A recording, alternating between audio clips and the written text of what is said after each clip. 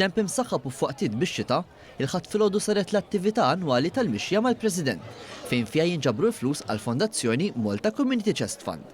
Mijiet ta' Maltin inġabru quddiem il-Palazz ta' San Anton f'Ħattart u mill-pjazza ta' Raħal Ġdid sabiex pass wieħed qabdu triq tagħhom lejn il-Belt Valletta fejn il-mixja ntemmet fi Pjazza San Ġorġ.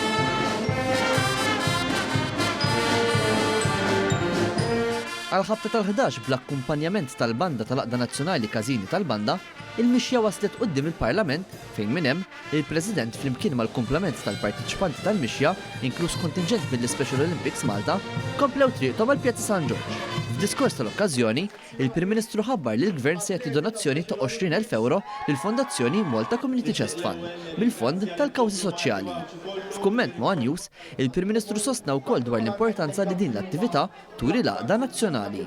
Bħal ġurnata tal-lum fejn ninaqdu f'sens tempatija u solidarjetà biex ngħinu lil min għandu l-iktar bżonn. Hemmhekk ninaqdu kompletament u stajna naraw illum festa ċelebrazzjoni sħiħa ta' attività fiżika, ta' solidarjetà, ta' ġenerożità, l-kol poplu maqud wara kawża ġusta biex iktar ma nimxu issa lejn l-istrina inkomplu kollha nagħtu dak il-kontribut xkejken kemm huwa xkejken jew kbir kemm huwa kbir biex nagħmlu l-ħajja ta' dak li għaddej mill-iktar momenti sensittivi u diffiċli kemm xejn aktar ħafifa ħalli jkunu jistgħu jiffukaw fuq saħħithom u mbagħad aħna nieħdu ħsieb il-bqija tal-bżonnijiet l-oħra tagħhom.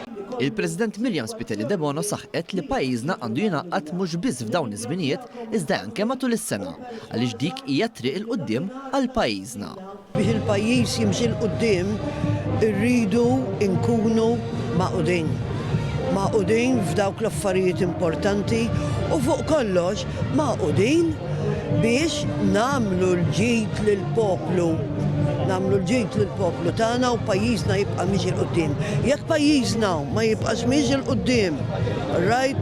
U ma naħdmux kollha kemm aħna, ma jkunx hemm biex ngħinu lil min dejjem għandu bżonn min jarfaw.